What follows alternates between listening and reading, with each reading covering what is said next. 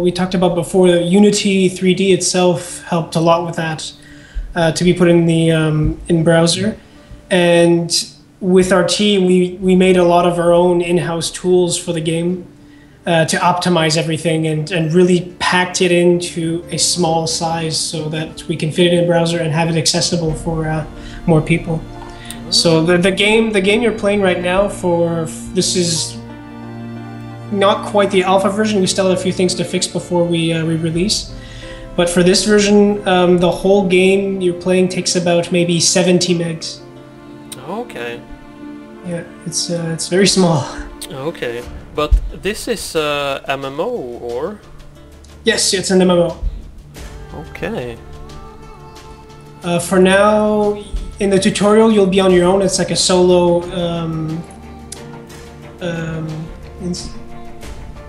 It's a solo instance. Okay. But once you get out, I'll meet you in the city, and that's where everybody would be under the normal game. But for now, it's just us two. Okay.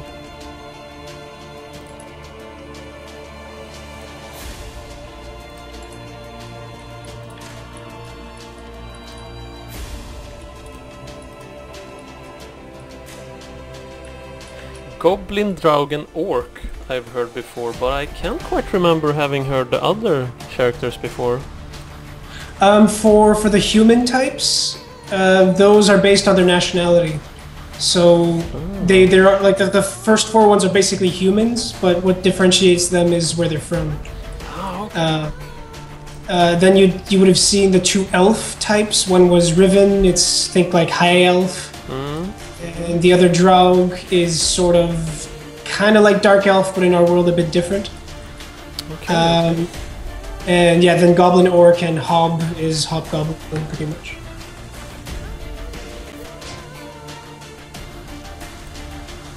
So what did you choose? I'm looking at the Orc now. Ah. Let's see. General, Warden, Gunner, Arcanist. Okay.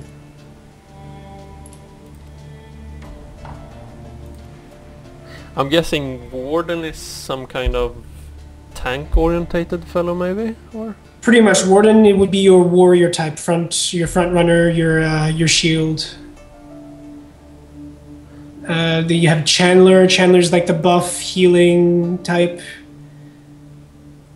And you have Arcanist. It's basically the magic spell, high damage from afar type, and then Gunner, well, guns.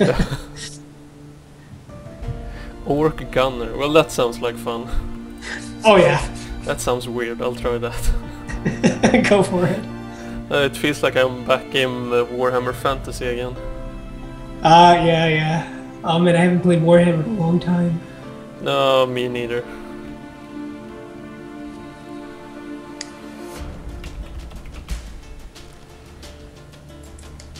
Let's see here.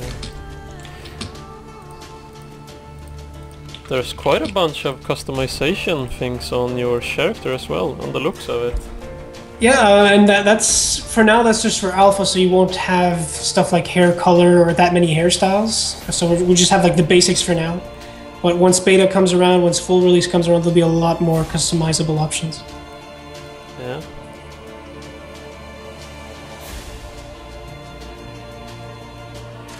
Well, I mean, as long as there's always something to customize your character, I think most people will be happy. Oh yeah. Once you start fiddling around with the skills as well, you can really branch out into the skills you want to choose. You're not forced to choose a specific path. Okay. Oh yeah, now it works.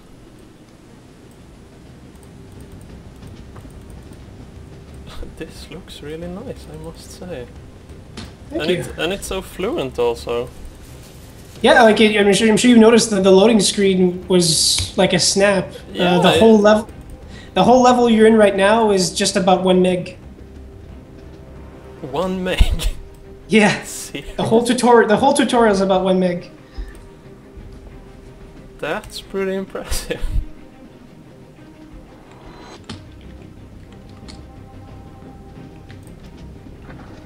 Okay, make my way to the front of the train. Sounds simple enough at least. Yep. They'll guide you through a few of the controls and everything. But if you're used to MMOs like this, it shouldn't be too hard. Yeah, it looks like, well, sort of the standard layout. At least you're very familiar with this layout. Mm-hmm.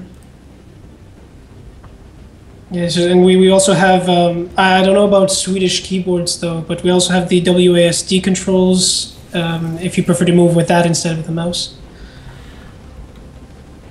Alright. Yeah, I think a lot of people will be very happy about that. That they have the option of clicking with the mouse or just moving around with VAST.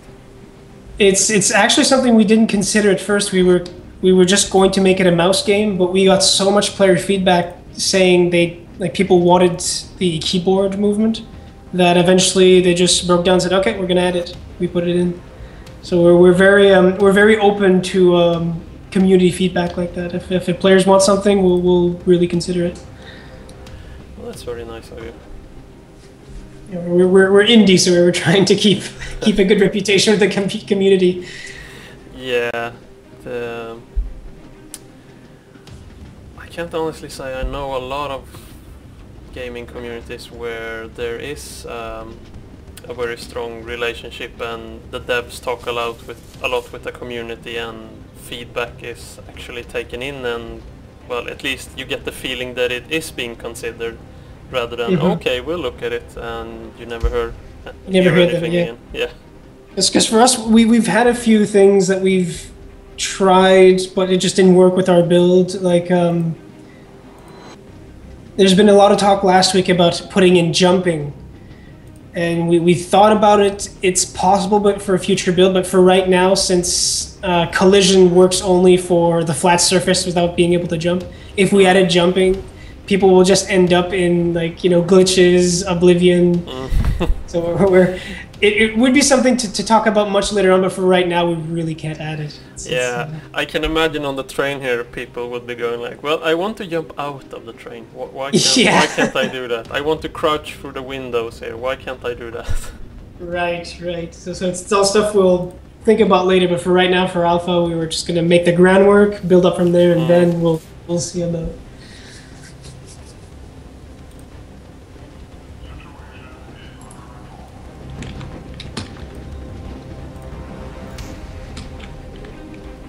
Right click to draw weapon.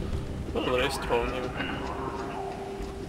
Yeah, you can also use space if you prefer for the same function, but it's a bit glitchy right now. You might have to click or hit space a few times before it kicks in. Oh, okay, and you click again and he draws and he takes it away. Okay. I don't know if you have your music on right now, but the music will change depending on whether your weapon is drawn or sheathed. It might not be that different in the tutorial, I don't remember, but in dungeons it's more noticeable.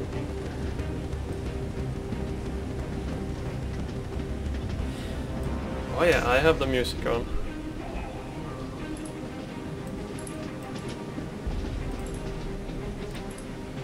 But the setting here, the world, have I misunderstood it, or is the world built up of huge cogs, kinda? Yep.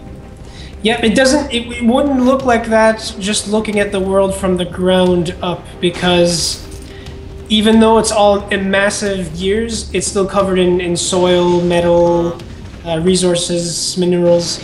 So walking around you would know, but if you went into space, if you look at the whole world map, you see it's a giant set of gears turning together. So this world is flat. If you walk off the edge, you will fall. That is priceless. Actually, let me pull that up for you. We have.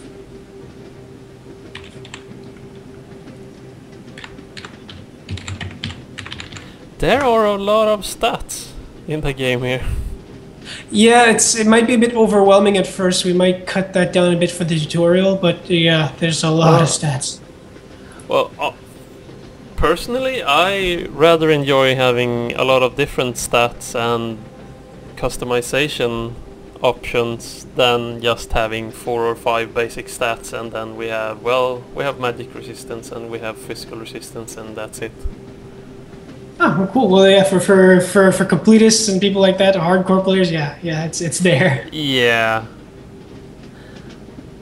I mean, for the people that just play casually, they usually don't have to bother with most of the things anyway. But they wouldn't have to, no, really. Yeah, but for the people that, well, they want to play around with things.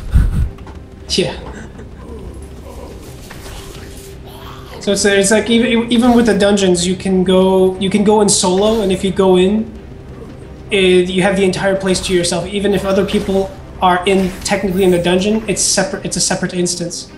So if you want to go solo and not be bothered by anyone, you can play it that way if you want. Oh, okay. Here's the link for later. If you go to that link and click on the world map, you'll see it animated. Yeah, I'll do that. And you'll see like the whole animation, how that works. And,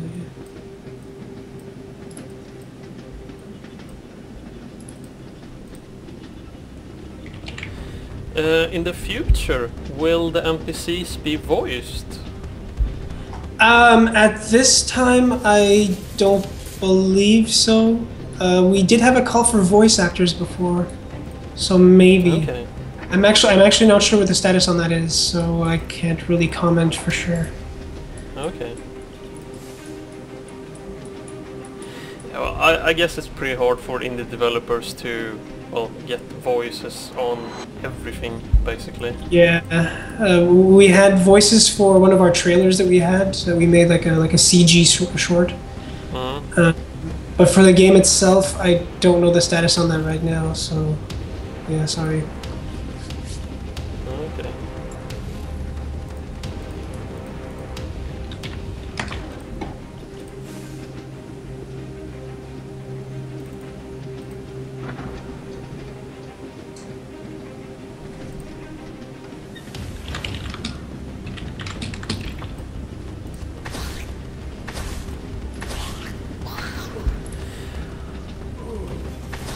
Oh, by the way, if you spam your sword icon here, that's your attack button, do you attack faster then, or? No, it should do the full animation. Although if you only click once, you'll only attack once. Oh yeah, okay. So if you do spam it, it will go as fast as it can go, but it wouldn't be faster than just clicking or anything.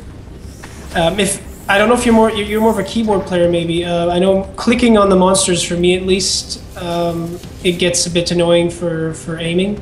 So I use the hotkey number 1 instead, which is the basic attack. Yeah, that's more of a hack and slash-ish type of games. The click manically and will kill stuff 200 clicks later. Exactly, because the original build of the game was more like Diablo style. So if you go ahead with your mouse and zoom all the way out, you can go pretty far, and you can see how it could have been originally. So you can still play that way if you prefer, but yeah, it was more like hack and slash. Go ahead, but now you can zoom in a bit more, find your style a bit more like third-person view. Okay. Instead of top-down. So you have a bit of options with the camera.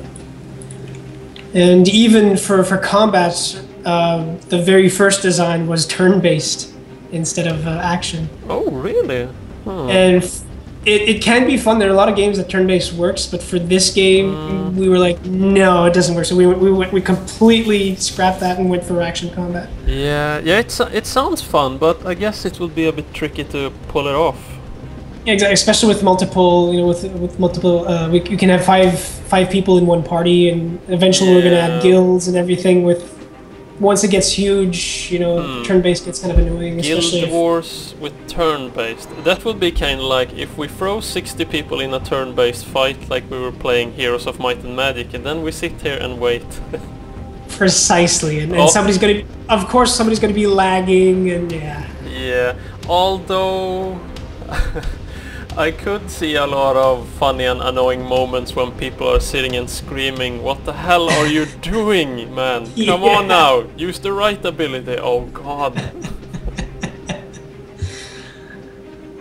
So because the game itself is based on a series of role-playing books written by our own lead designer. So originally it was more like, D20 Dungeons and Dragons style game that he wrote and published. So that's why it was turn-based initially. It was more like a role-playing type of game. Oh yeah, that's understandable. I just got to the part here where I got up I'm guessing the talent tree? Oh yeah, the skills? Skill tree, perhaps? Yep. Very stylish, I must say. You're really going hard for the steampunk things. Oh yeah, so we're kind of shying away from steampunk, the word itself, because it's not, for like hardcore steampunk fans, it's not quite what they would expect. So we tend to go more for the like industrial fantasy term. But there's still like for steampunk fans, something like that. Yeah, there's still a lot of flavor. Yeah. So the world is in a fantasy mechanic world-ish? Yeah, everything, there's fantasy aspects to it, but everything connects to technology in some way. Everything can be reasoned out with logic and technology. Okay. Once you arrived, after your tutorial, after the train trip, I'll show you how the player stash works, and that's pretty interesting. Okay. It kind of makes me think of Final Fantasy VI when I played that the first time, with the whole mashup of technology and magic and all that, and all the mechs and things all over.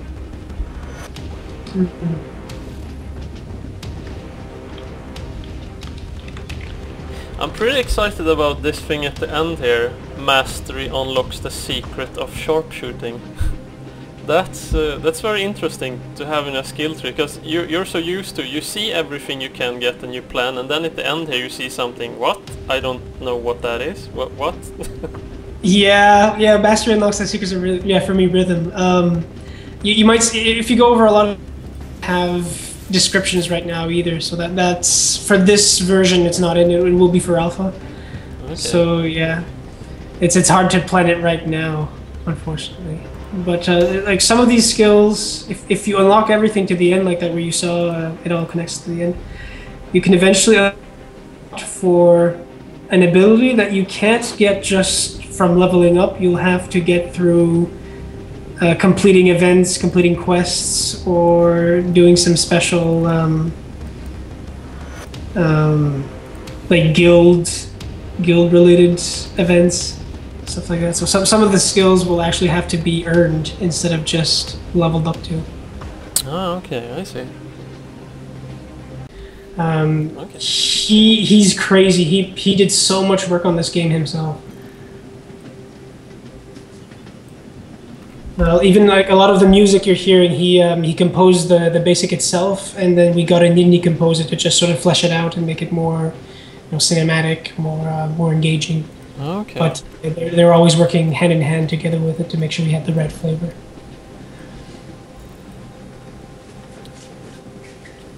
Let's see here now. Where was? So you click B to go to your skills, or hit B. I mean, sorry. Yeah, it's. It seems to have been put out. Yes. In your hotbar, do you only have number 1 with the standard attack, or did the skill drag itself down to number 2? No, it's just 1. Okay, then you might just go ahead and go to your skills bar, click and drag the skill into the number 2 slot. Should work. Usually the tutorial will do that for you, but for some reason. Ah, it tells me that the ability has not been learned yet. Maybe I get it on the 3rd level, maybe? Then again, it did jam up when I was clicking here, so maybe something happened then, because Yeah. The little plus icon before that quick shot skill there, that's up. But I haven't... You have no points. Yeah, there's no points left. In that case, don't worry. You won't absolutely need the skill or anything. You can just go ahead, continue the tutorial, and after you're done, we'll go ahead and pick some of the stronger, higher level characters to play around with. Okay. Will there perhaps be anything in the future that you can move and use your skills at the same time? Good question. Right now, it's up in the air, so I can't really comment on it. But I will take that down and bring it up to them to see if they see anything. Yeah, I think I've gotten spoiled after trying out Guild Wars 2 and Terra, where everything was so action orientated and you can move all the time and yeah.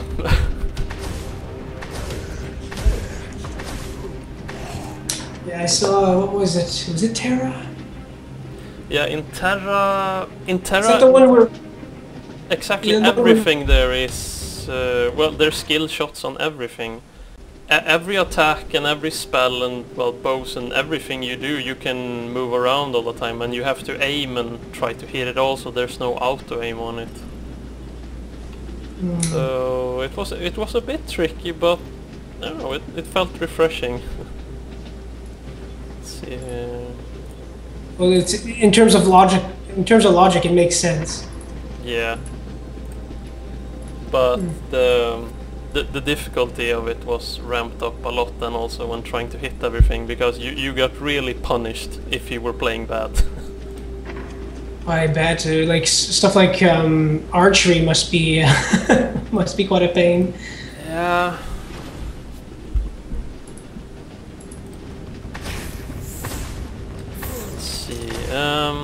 By the way, are there any ways to like avoid incoming attacks? Like you can dodge or roll or... Not at this time, no. If you move out of the way but the attack was already initiated, you will be damaged. Oh, okay. So like dodging and stuff like that for now, no. It's you'll have to plan your attacks in advance before you go in. Otherwise, yeah, dodging and everything is not a current function. Okay.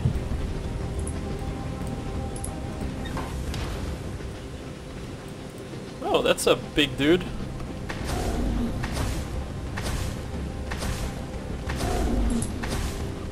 Oh my, he had a lot of HP. Are you at the Songbreaker? Yeah, thank God he's not hitting me that much. Wait, what is he doing now? Don't worry, you are immortal in the tutorial, so you can't die. Maybe I should... Oh, okay, never mind.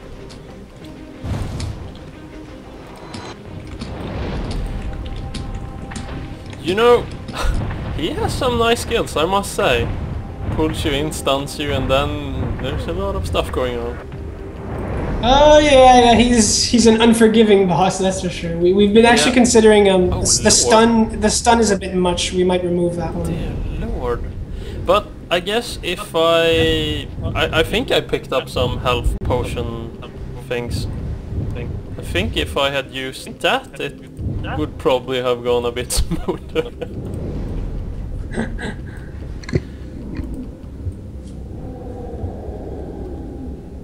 But still, that was very exciting.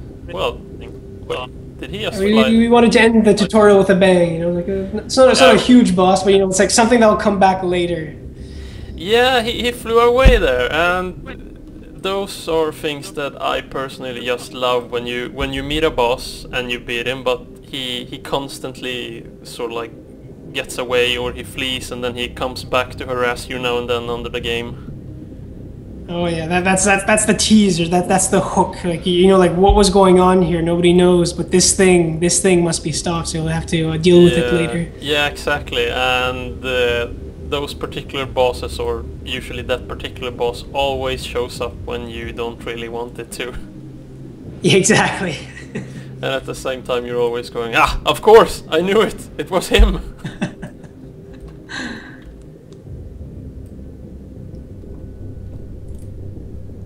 Emergency override. Yeah, so you're almost done with the tutorial. Only one more bit of it, I think, and then we'll... Okay, trying once more. Let's see now. Now with Fraps engaged, it's on, well, constantly 30 at least. So Constantly what, sorry? when Fraps is on, it's constantly at 30 FPS. So At 30? yeah, and Oh, okay. it's very smooth. It's not laggy or anything. Oh, okay. Now I got out there, I think. Yeah, because sorry, sometimes you're cutting in a bit in and out with the audio, so I might have to ask you to repeat sometimes. I'm sorry. Oh, that's okay.